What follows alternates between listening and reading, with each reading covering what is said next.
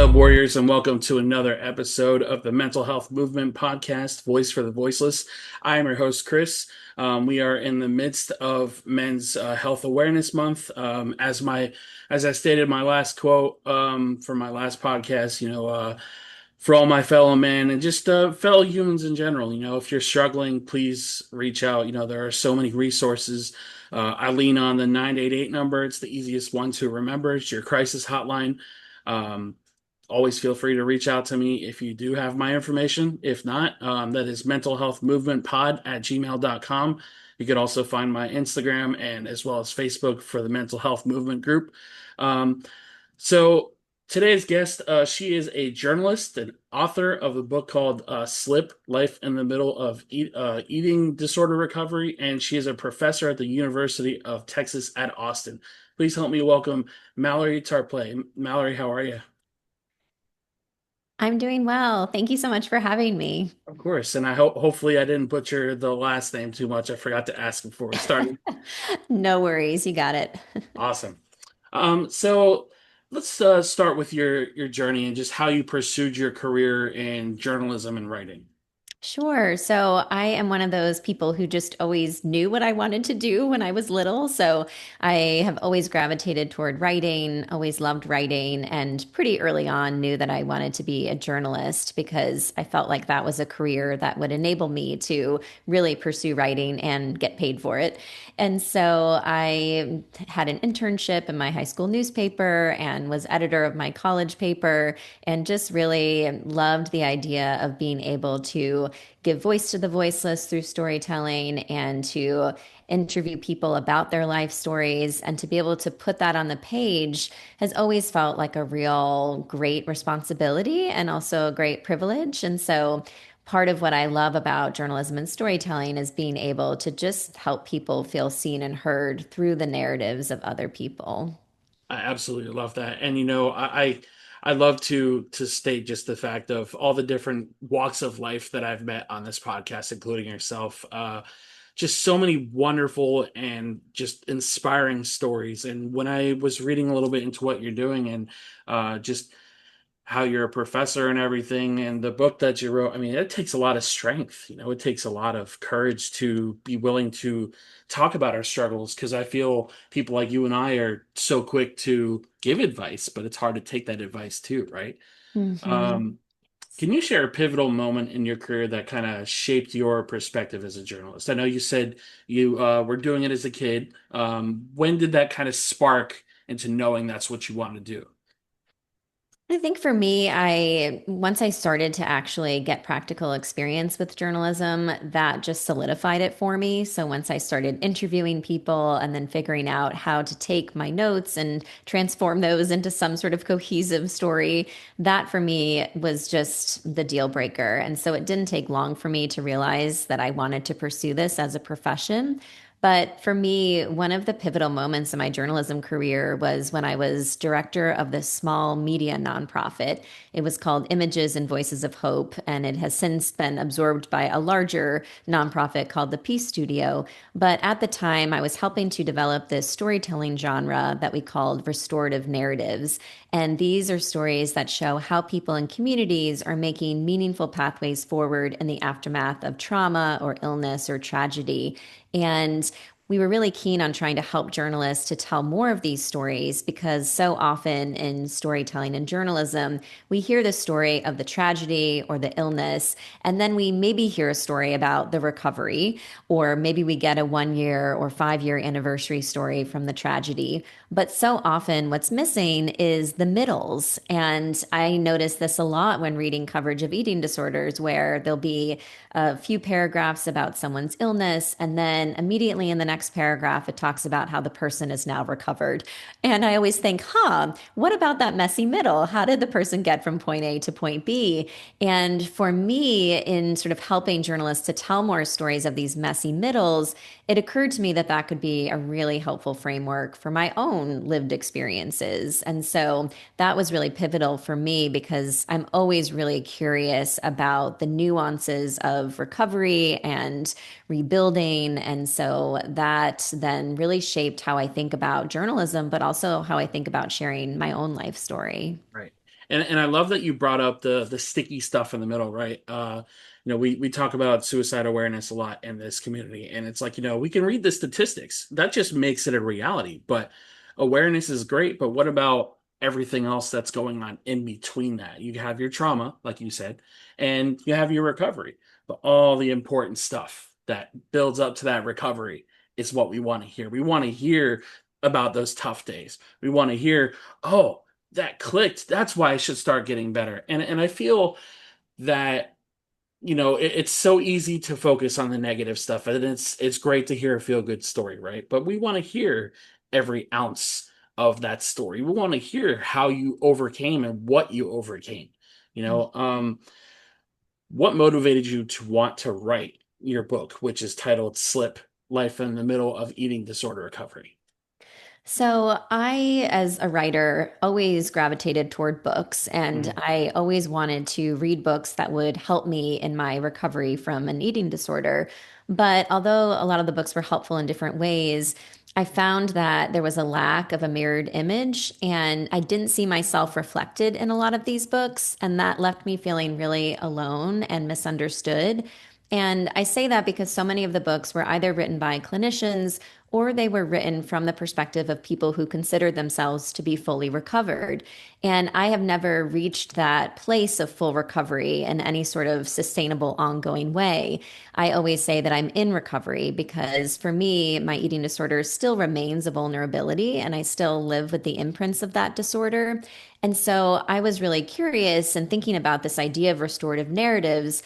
I thought, what does this mean to live in this space between acute sickness and full recovery? And I came to call this place the middle place.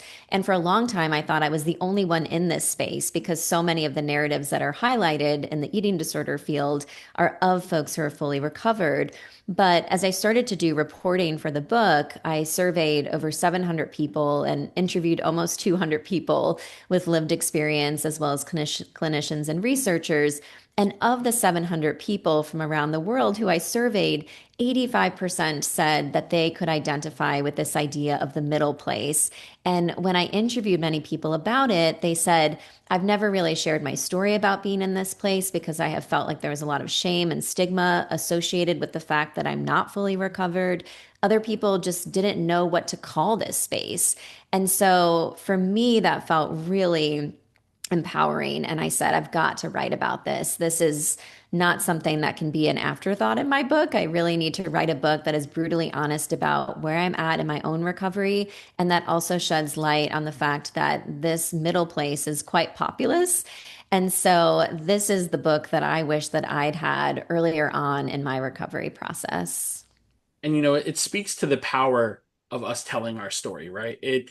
Whenever I first started telling my story and started talking about my attempts and everything and just everything that I was going through, I always felt a lot of shame because as a man, just trying to share your story about certain things that we go through just as human beings and, just myself being a man, I remember when the conversation of toxic mothers was brought up. And I kind of like stepped back from it a little bit because I'm like, I'm not trying to get into a war with anybody about this conversation, right? And when I started telling my story and when my therapist started encouraging it, that conversation became a lot more brought to light. We talk about toxic fathers all the time, right? We talk about absent fathers. We don't look at the other side of the coin that happens just as often. And it's incredible to me, how whenever you first started telling your story, how alone you felt. And when you were able to start interviewing all those people, it it made you realize that we're really not alone, in any walks of life, no matter how many times that voice in the back of our head says, yeah, well, you're the only one going through this, and it's going to be a struggle. And I can't imagine how gratifying that felt when you started meeting those people that were going through either what you were going through or just to remind you that you weren't alone. Yes, it was so just helpful to hear those other narratives. And in some cases, some of the people I interviewed said that they'd never really talked to anyone else about their eating disorder. And so to be able to give them a voice and a space to talk about it, I think was really powerful. And it also just encouraged me to be more open about my story because for a long time, I told people that I was fully recovered and that I was over my eating disorder and it was a thing of the past. And yet that really felt inauthentic because I still was silently struggling, but I was too afraid to admit that because I felt like I was failing at recovery. And so I was really just kind of living under this guise of someone who was all better. And for me, I'm certainly better than I used to be, but I'm not all better. And to be able to speak truth to that, I think is so important. And I think there's a lot of power in sharing your own story because that vulnerability then prompts other people to feel safe sharing theirs as well. And so part of what I like to do as a writer is really spark some of these harder conversations that sometimes people have difficulty expressing or sharing otherwise. Right. And we're that first domino that falls, and everything that happens afterwards is it's so powerful to watch because I watched people who were silent for a good majority of the time that I knew them start talking about their disorders and talk about their attempts and self-harm and everything of that nature. Um, and I remember them saying to me, it's because you shared your story that gave me the strength to do so. And when we hear that, I feel like sometimes it's so hard for us to accept that we inspire that change in people and that we make the impact that we make because we're still in recovery, like you said. I'm better than I was yesterday, sure. But that voice of doubt is always still there. That voice of struggle is still there, right? And I think with what you're doing is just absolutely powerful. The fact that you were able to talk to that many people and be able to share your story and hear other stories. So now that your memoir is released, what do you feel is next in the journey of telling your story? hmm So, a big part of it for me is really trying to be in community and in conversation with people about the book. So I'm going to have a book tour. And for me, that was important because I really want to be able to actually see people and talk to people about this book and have them ask me questions and learn from their experiences because writing can be a bit isolating. Certainly Right. for me, in interviewing so many people, that made the process feel more communal. But I am really keen on this idea of trying to spark awareness around eating disorders, dispel misconceptions about who does and doesn't struggle, and to also shed light on just how difficult recovery can be. And so that's really the next phase for me as I put this book out into the world. I think of it not so much as being my book anymore, but really our collective book, right? That other people can hopefully see themselves reflected in. Right. So you spoke to the vulnerability of, sharing your story and hearing others be vulnerable too. How did you balance that personal vulnerability with journalistic storytelling in your memoir? That's such a great question because that was certainly challenging from a writing and structural standpoint because there are a lot of books that are primarily memoir and maybe they have a little bit of research woven in, or they're mostly research and maybe they have a little bit of personal narrative sprinkled in. But mine is really equal parts personal narrative and reporting slash research. And so what I did was I kind of came up with the help of my editor with this really interesting structure where essentially each chapter is split into two halves. And so the first half of each chapter is very personal. It goes through my own kind of lived experience. And then in the second half of the chapter, it's written from my present day perspective. And that's where I'm bringing in all of these related perspectives from clinicians and researchers and others with lived experience. And both halves of each chapter are unified by essential theme. So, for instance, in a chapter about being hospitalized for anorexia, in the first half, I'm going really deep into my first hospitalization in the late 1990s, looking at what that was like. And then in the second half of that chapter, I'm writing about the evolution of eating disorder treatment since then, talking with folks who have recently been hospitalized, as well as medical providers who work in treatment centers. And so, what was really nice about this structure is that it enabled me to go really deep into the narrative and really deep into other people's stories and the research. And in some ways, it enabled me to sort of have my present day self be in conversation with my younger self. And that was a really beautiful experience from a writing standpoint. So I love that you brought that up because I actually had a conversation with a really good friend of mine who said he may be struggling with bipolar. And I said, it wouldn't hurt to go to the doctors, get it diagnosed. Maybe there's a treatment that can help you that isn't necessarily medicine. And he had shared a story with me of when he was younger that they just prescribed him pills and it made him miserable. And I love that you brought your present day experience in tune with your younger self because um, when I had my first attempt, I was 14. So this is about 2006, 2007. So as you know, mental health resources weren't up to par to what they are now. And from 14 to 27, that whole span of my journey, medicine and mental health resources are significantly different, right? My outlook on therapy is completely different than 14-year-old me. And I told him, I said, hey man, like we have come a long way with doctors, with therapists, with whatever you need. And I kind of encouraged him, like, it wouldn't hurt to at least go to the doctor and have a conversation. You don't have to have that medicine. So I think it's really important that you acknowledge what you went through and meet right in the middle with your current self, because I feel like that's all part of healing, right? If you're not in tune with that younger self, it's hard to heal because you're isolating that younger version of yourself that was struggling so hard. So I think it speaks volumes to how you divide those chapters because I think that is so powerful. Oh, thank you so much. And that was a really big part of it for me was being able to really reflect on that experience and to be able to, in some ways, re-inhabit my younger self. And sometimes that felt like I was climbing this emotional Mount Everest because to re-inhabit my younger self, so to speak, I was looking through all these old journal entries that I kept starting from when I was 8 years old, leading up to my 20s. And some of those were quite painful to have to go through and revisit because they were written during some of my darkest years.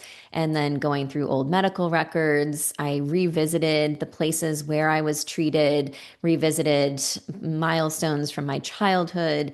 And so all of that was really helpful. But I also had to just make sure that I was taking care of myself in those moments as well, because sometimes when we're revisiting the past, it can be easy to get stuck in it. And I knew I didn't want that to happen. So what did self-care look like for you when it came to revisiting all of those painful memories? So I made a pretty conscious decision to go back to therapy once I started writing the book because I always believe that writing can be therapeutic, but it's not therapy.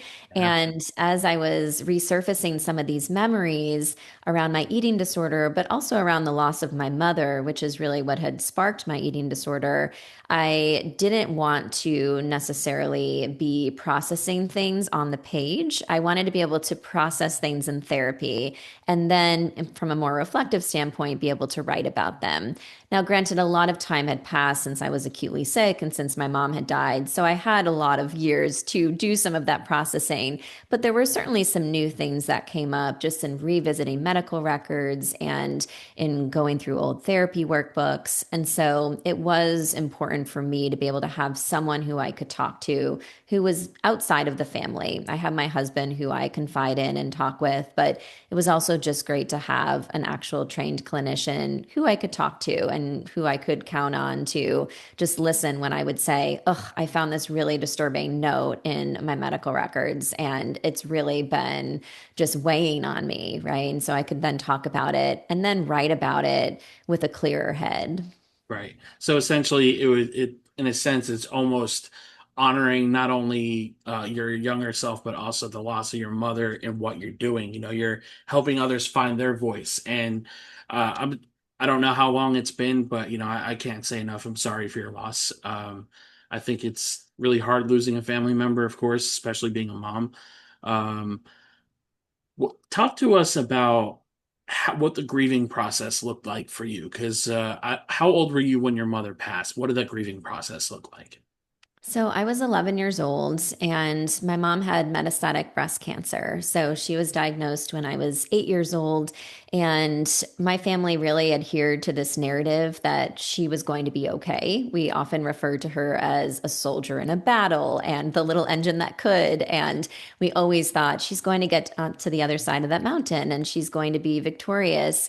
And in writing the book, I was able to access my mom's old medical records. And in looking at them as an adult, it was quite clear that she was not going to make it because the cancer had spread to her bone marrow and her liver and her brain. And so when she passed, it really did feel like a shock. Even though Yeah. I saw my mother slowly fading, I still just I never thought that she would die. And so I'm a perfectionist, always have been. And I thought I needed to perfectly grieve my mother's death. And I didn't really know what grief was supposed to look like. And I still continued to just believe, okay, I've got to be okay. For a long time, we said my mom was going to be okay. Turns out she wasn't, but I've got to be okay. And so I went to school the very next morning after my mom passed away. I wrote the eulogy for her funeral and read it without crying. And yet, inside, behind this happy facade, I felt like I was falling apart. And as time passed, I felt farther and farther away from my mother. And I really felt like I wanted to stop time. And around the same time in the seventh grade, I was beginning to learn about what eating disorders were. And I was learning from a health teacher about quote unquote good foods and bad foods. And the teacher was really ascribing a lot of these moral values to food. And it led me to believe that it would be bad if I ate these quote unquote bad foods. And so that then planted this seed of the idea that what I put into my body could change the way that it looked. And so I was kind of conjuring this idea at age 12 that maybe if I stayed the same size I was when my mom was alive, I could somehow be closer to her. And so for me, food restriction almost was this warped form of time travel. It was not about trying to be skinny. It was really about trying to stay small because I thought that that would keep me safe and keep me closer to my mom. And the great irony of eating disorders is that we think that they're going to give us one thing, but they actually end up stripping it away from us completely. So my eating disorder left me feeling farther from my mother and really left me feeling completely out of control. But that was really how the disorder came about. Wow. Uh, there's a lot to unpack there. I want to, acknowledge the most important thing there, and that's grief, right? I think if there's one thing that I wish school could have taught any of us, it's how to grieve. Yeah. Because believe it or not, the way that I learned how to grieve, I don't know if you've heard of the cartoons called Robot Chicken. Basically, it's these claymations that are doing a bunch of skits, and they did a skit of a giraffe falling into a sand pit, quicksand. And basically, he's going through the five stages of grief. And they were talking about anger, they were talking about acceptance. And by the end of it, just to make it funny, the giraffe hits the bottom of the quicksand with his feet, and his head is just hanging above the quicksand. That's the only form of grief that I ever taught myself to revisit when my brother was taken away from a drunk driver. It was really hard to accept because it's like, I don't know how to do this properly. I don't know how to grieve properly. And when I started looking into what grief meant and how to grieve, grieving looks different for all of us, right? It's so hard to find that closure that we needed. I remember when he passed away, I don't think I slept more than 2 hours for at least a month, maybe 2 months, and it was difficult.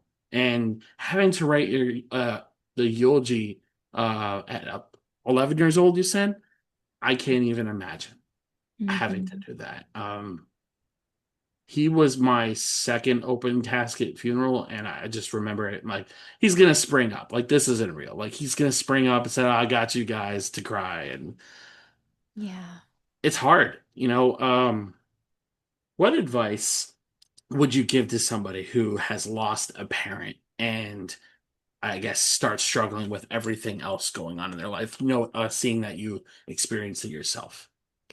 So I think that's a really just important question to explore. And I wish that someone had really taught me what grief was, right? And I thought in many ways that grief was something that you just kind of got over pretty quickly. Like you had one good cry and then you're good to go. And it was largely because no one ever told me what it meant to grieve. And my father, I love him dearly, but he was not particularly good at teaching me either because he really felt like he needed to be strong. And so he didn't cry in front of me, and I didn't really see sadness expressed. And so I would say that it's really important to realize that grief is not linear. So I think that dating back to Sigmund Freud, right, there was this idea that grief was very linear. And Elizabeth Kubler-Ross's Five Stages of Grief perpetuated that idea that you would move through these stages, and then at the end, there'd be a finish line and you would be done grieving. But I'm much more interested in this other movement in psychology, which began to emerge in the early 2000s. And it's around this idea of continuous bonds. And it's this idea that we find ways, even years after a loved one has passed, to maintain these bonds with that person. For me, as a child, it was often in the form of writing in my journal to my mother, where I would write in one color ink and then I would write my mother's responses in another color. And I remember when I resurfaced those journals, I began to pathologize that. And I thought, oh, that was me just trying to believe that my mother was still alive and not accepting her death. And then I interviewed some grief experts and they said, no, they said that was you trying to find a continuous bond. They said that was actually a really beautiful way of you trying to communicate with your mother, hold on to your mother's memory. And I think that I didn't really know at the time that I was being resourceful, but looking back, I was. And so I think it's really important to kind of think about those continuous bonds and find ways to embrace those rather than pathologizing them. And lastly, I would just say too that it's really important to recognize that there may never be this sense of closure, right? Some people may feel like they've arrived at a sense of closure, but much like I think about eating disorder recovery as being ongoing and as being something that exists in this middle place, I think about that with regard to grief too, because even though it's been almost 30 years since my mom died, I still feel the weight of that loss. And it kind of flares up when I have big life moments, like when I became a mom or when I got married and I really wanted my mom to be there. And so the load of that loss has lightened over time, but it still sits on my shoulders, right? It's still a burden I have to bear. And so I think recognizing that and just accepting that can be really healing.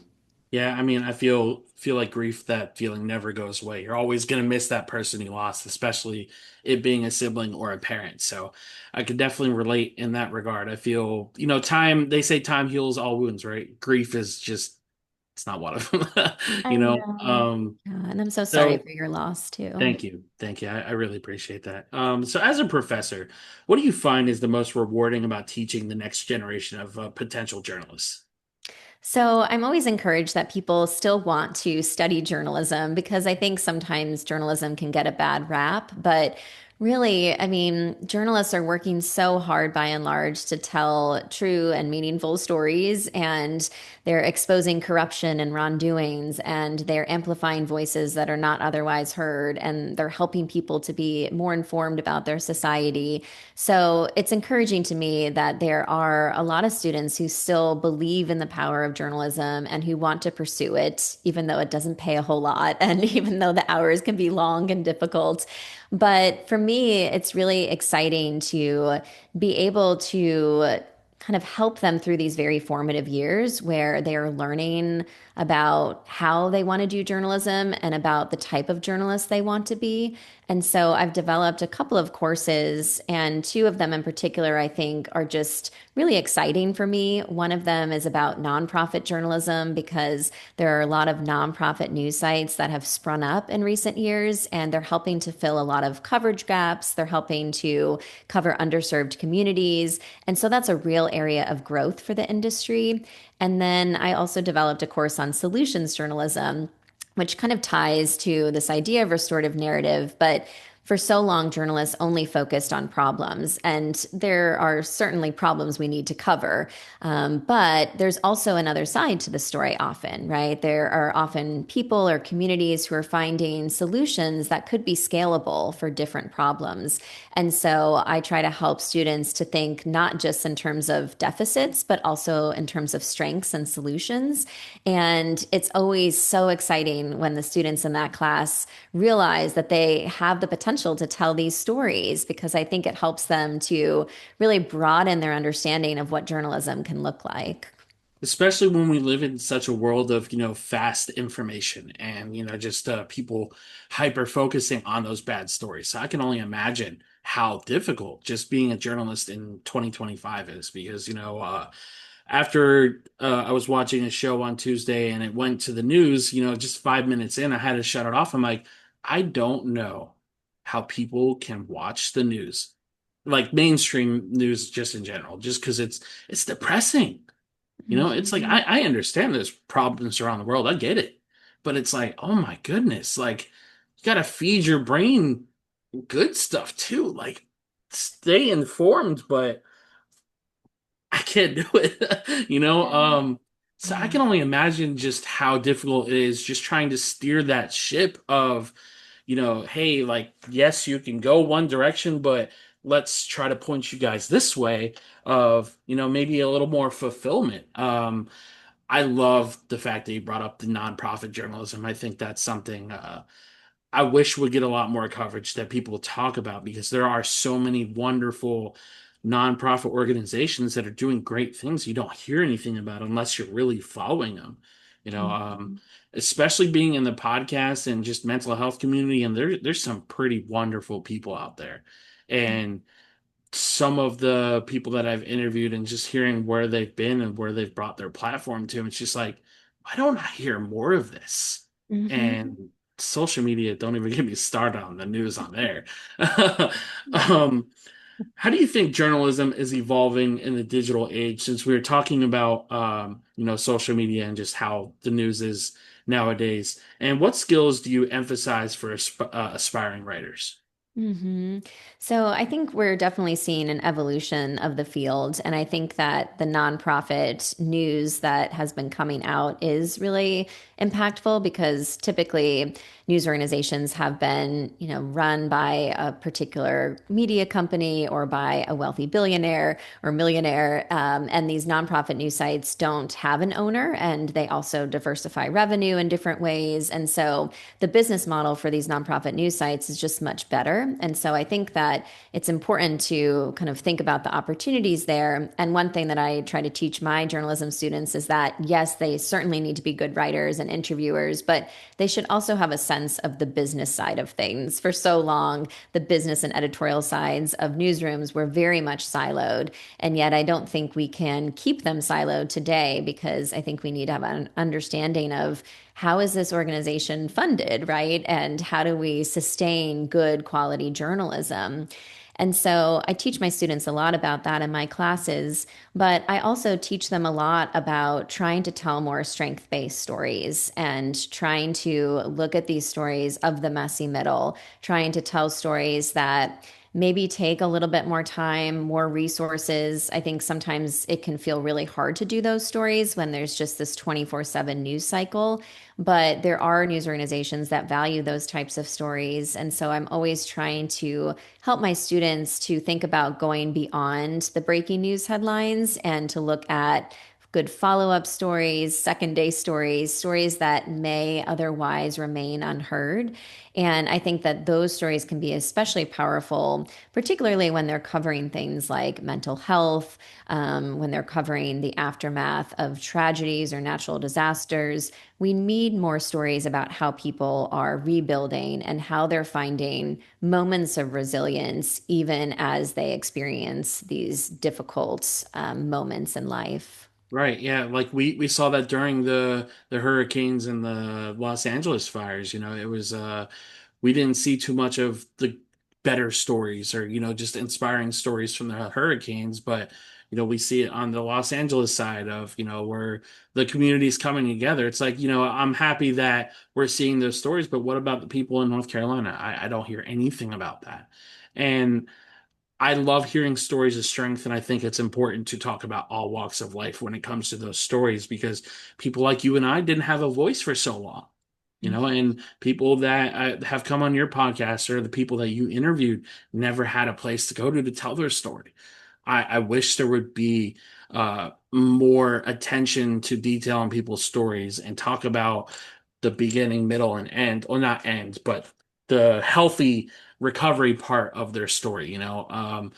We always see the news of people taking their life, and we see people that are struggling with addiction. And I remember during the pandemic, addiction was really bad. Opium, not opium, I'm sorry, like pills and everything else was getting really bad. And now it's fentanyl. It's like we need strength. We need heart in a lot of these stories, and I feel it's really hard to cycle to the positive stories because either social media algorithms affect that or just, like you said, people not putting enough heart into telling those stories. Yes, I think that that's so true. And I think we need to be able to kind of have those voices elevated in stories because sometimes we might hear about a new bill that was passed or something along the lines of, more mental health awareness. But those stories are all well and good, but we needed to talk to people who are actually impacted by those, right? Yeah. And so the more we can sort of hear real life stories from people with lived experience, the better, because I think so often as journalists, we try to find experts, and those are often folks who work in academia or lawmakers or prominent figures. And yet, many people with lived experience, I mean, they are experts in their own right because they've been through it. And so I think we need to really elevate those voices because we can learn so much from other people's narratives. Right. I couldn't agree more. It's kind of like seeing those BetterHelp commercials. They put such a bad taste in my mouth because it's like they don't seem genuine. They don't seem Mhm. like they're people that really struggle. And I could be wrong. They could be really struggling because, as you and I know, putting on that mask of yeah, everything's well and good, and you're really struggling underneath. But to me, I feel with the lived experience that I have, I'm really good at reading people, and a lot of those commercials come off as, what's the script? Okay, here's your paycheck. Have a good day. Um, Yeah. I would love to see them go into actual communities of people struggling that are prescribed these medications they're trying to push and see what they're actually doing, or people that aren't going to therapy and see what they're doing for people. Because the mental health resources we have them, but I still don't feel like we're in a place where we could say we're good. We're better off than we were 10, 15 years ago, but I don't think we're in a good place per se. You know what I mean? Right. And there still are so many barriers to treatment. I Yeah. mean, if you think about the eating disorder field, there are not that many clinicians who specialize in eating disorders, and many of them don't take insurance.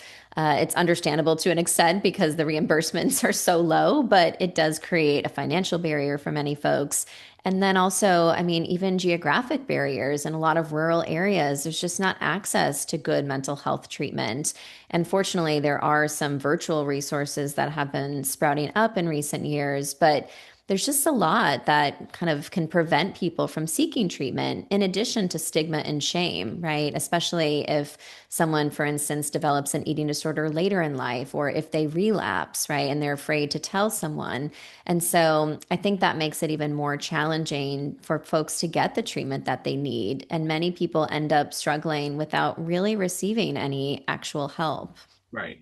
So you had talked about, your personal challenges that you had when you were revisiting your past and when you were looking at medical documents and your mother's as well. What challenges did you face otherwise, as a journalist writing your memoir, and how did you overcome them? hmm So, I mean, one moment that comes to mind was I was trying to track down some of the girls who I was in treatment with. So I was hospitalized at Boston Children's Hospital in Massachusetts on 5 separate occasions. And then I was in residential treatment for a year and a half. And so I knew I wanted to talk to the girls I was in treatment with. And some of them I had loosely kept in touch with throughout the years, but there were two who I hadn't talked to in a while. It'd been many, many years. But for a time after we left treatment, we had exchanged letters and were sort of pen pals, if you will. But I was looking them up online, and the first thing that came up was obituaries. And so I looked and saw that one of them had passed away from anorexia nervosa. The other one, it didn't say that she had, but I suspected that was the case. But the journalist in me wanted to confirm that. And so I ended up mailing a note to her mother. I found her mother online and found her address and sent her just a note expressing my sorrow for her loss and just told her that I was writing this book and that I wanted to include her daughter in it and to sort of use it as a way to help keep her daughter's memory alive. And I didn't hear anything for about 2 months. And I thought, okay, understandable. She probably doesn't want to talk to me. She doesn't know me. But then I got a text message from the mom and she said, I'd really love to talk. And so got on the phone with her that day and she told me so much about her daughter, Tracy, and all that had transpired since the years that we were in treatment together as 13-year-olds. And turns out that she did lose her life to the eating disorder and had spent her entire adult life in treatment. But I also asked the mom, what else do you want to talk about, Tracy? What else do you want to share with me about your daughter? And she told me that she worked in the medical setting and she wanted to work her way up to becoming a nurse one day. And she said she was so selfless and so giving and helped so many people, and yet she couldn't help herself ultimately. And so that was so poignant and really difficult, right? To talk with a grieving mother. It had been 5 years since her daughter had passed, but she was still understandably grieving that loss. And I wanted to make sure that I handled that story with a lot of care, as well as the story of the other young woman who had passed. And so I grappled with whether or not to include those stories in the book, but I did. I included them because I think it's important to recognize that people do die due to complications from anorexia. It's a very serious mental illness. Right. And it was, I think, important for me to convey that as hard as it was to do that. When you the moment you said that she texted you back, I got goosebumps. I think it speaks volumes to your character. It truly does, and I think you have such a beautiful heart. You really do. Oh, thank Um, you. the fact that you took the time to speak to her mother and hearing that she was so willing to talk about her daughter with you, I think is incredible. Thank you Yeah. for sharing that with us. I think we need to hear more integrity in people like yourself because I think it's a characteristic you don't run into at very often in this community. And hearing that you were so willing to speak for a voice that is no longer with us and be able to tell her story and hearing just how selfless she was when she was still with us is it really speaks to the strength of a selfless soul because I feel like I said early on in this podcast, we're so easy to help others. We're so willing to help everybody else, and it's so hard to help ourselves because we don't want to put anybody behind us. We want to put them first. And like you were saying in your book, and meeting yourself halfway of past and present self. I think it's so important that we cover the entire story, whether it's somebody we lost or whether it's somebody that we want to get to know. Um, Hearing that you put that in your book and hearing that you told her story, my hat's off to you. That's absolutely incredible. So thank you for sharing that. Yes, thank you. Yeah, it was really important. And I want caregivers to also be able to read this book and feel like there are points of relatability. I mean, hopefully, their child never has to go through that, but I think that that's really important, and I wanted to give the mother a voice, and I also didn't want Tracy to just be a statistic of someone who died. I wanted to actually show who she was as a person, knowing that she wasn't just her disorder, right? I think sometimes our disorders can come to define us, but she was so much more than that. And so to speak truth to that in the book, I think was really important and meaningful. Yeah, that's beautiful. Um, who are some of your biggest influences in writing and journalism? Hmm. So there are two authors who come to mind. One of them is named Suleika Jiwad. She's a Tunisian writer, and she wrote a beautiful memoir called Between Two Kingdoms. And she talks about her life with cancer and the fact that she still lives with the imprints of her disease because she's not cured. She still grapples with it, and she ended up being in some periods of remission, but then the cancer came back. And I really love the way that she explores these middle places and really looks at the difficulty of still having to live with your disorder, even though you're better than you were before. And so for me, that book was really transformative in terms of how I thought about my own book and what I wanted to explore in it. And similarly, another author named Megan O'Rourke, she has a beautiful book called The Invisible Kingdom. Interestingly, both book titles harken back to a Susan Sontag book called Illness as Metaphor, in which she talks about the fact that all of us at some point in our lives inhabit the kingdom of the well and the kingdom of the sick. And she talks about how inevitably we're going to cross over in that space in between. And so both of those titles harken back to this really beautiful book, Illness as Metaphor, and this idea of these two kingdoms. But The Invisible Kingdom by Megan O'Rourke looks at what it's like to have autoimmune disorders, which are very often invisible and sometimes dismissed by the medical community, largely because they're not visible and they're misunderstood. And so she talks about what it is like to try to seek treatment for these invisible disorders, so to speak, and really tries to bring to light how chronic these illnesses can be and how difficult they can be to manage. So she also explores a lot of the nuances of these disorders and the fact that there's really not recovery from them. I mean, there's sort of some maintenance and there are ways to try to kind of cope with them, but they are often these disorders that you live with for the rest of your life. And so those two books were both beautifully written, and they, in particular, Meg O'Rourke's included a lot of research alongside the personal narrative. So I read both books multiple times while working on my own. I love it. I love it. So I like to ask every guest I have this question, and every answer I've gotten has been vastly different. So I'm definitely curious of what your answer is going to be. If you could change one thing in the mental health community, what would it be? Mm. I would change the stigma that surrounds slips. So, the reason I titled my book Slip is because for a long time I was afraid of slipping in my recovery. And I thought that I had to achieve the perfect full recovery and was afraid that if I made one wrong move, I would slide right back into acute sickness. I didn't know, nor did I believe there was this space in between.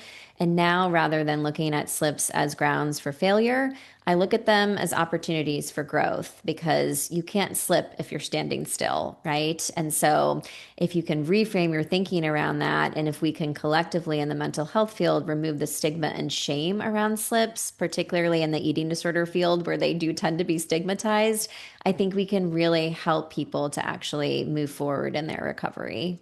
Love that. I feel like that's a really powerful statement too for the addiction. The people that are struggling with addiction, because we, as a community, I've seen so many people that get shamed for falling off the wagon. There is he's a I don't even know what to call him. I guess he's a celebrity slash famous skater by the name of Ben Margera. He was part of the Jackass crew, which was an MTV show when I was growing up. And after his best friend passed away from a car accident, he fell into drinking really bad. And, people just would always run him down saying, "Oh, you're a horrible father because you drink and you're ruining your life." And as we've seen in people that are struggling with addiction, it's hard for them to see that they're struggling, right? And it usually takes a catastrophic event, or it takes somebody to, pardon my language, kick us in the ass to see what we're doing. And I had the opportunity of meeting him a couple months ago, and he's one of my heroes. I don't know what it is about him that draws me to him and his energy, but I told him, I said, "Hey, man, I don't know how much this means hearing it, but I just wanted to say I've been following your journey since I was a kid and following your recovery, and I'm rooting for you." And he's like, "I really appreciate that." And I feel we need to do that to a lot more people. There are so many people struggling, whether it's eating disorders, whether it's addiction, whether it's people that struggle with self-harming, to stay away from the shaming part, to encourage people that recovery is possible. Yes, you can lead a horse to water, and they're not necessarily going to drink that water, but you have to be willing to encourage people and stop putting them down. I hate seeing mug shots and people run those people down because they're on meth and they're 32 years old. It's like addiction is because that person went through something traumatic, and that's their way of filling that hole, no pun intended. It's really hard to see people struggle. And sometimes it's like you wash your hands of it and you've done what you could. But I agree, more encouragement, and I absolutely love that answer. I think definitely important to acknowledge those slips and that it happens. Yes, Um, because if we don't encourage discussions about them, I think that people can get stuck in their sickness, right? Because silence keeps us stuck and sick. So the more we can talk about slips, the better. Absolutely. Before we close out the podcast with our quote of the day, where can our listeners find you on social media? So I'm pretty active on Instagram, and my handle is just my full name. We can probably put it in the show notes, but just Mallary Tenore Tarpley, and it's Mallary with two A's, so Mallary.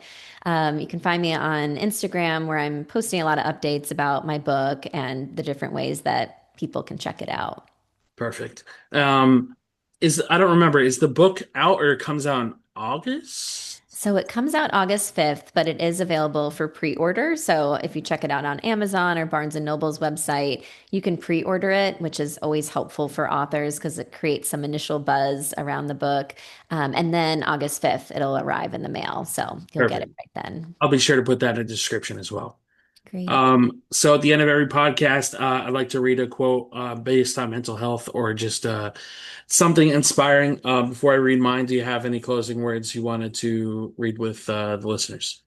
Sure. So, the epigraph of my book, which is just the opening quote of my book, is from the author Diane Ackerman. And it's a quote that really resonates with me and speaks to a lot of what I address in the book. And it says, "Life can survive in the constant shadow of illness and even rise to moments of rampant joy, but the shadow remains and one has to make space for it."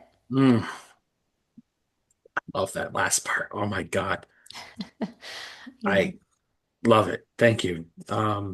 So the quote that I have is by Miss Lori. I'm going to butcher this last name, so I apologize. Descheny, I believe is how you say her last name.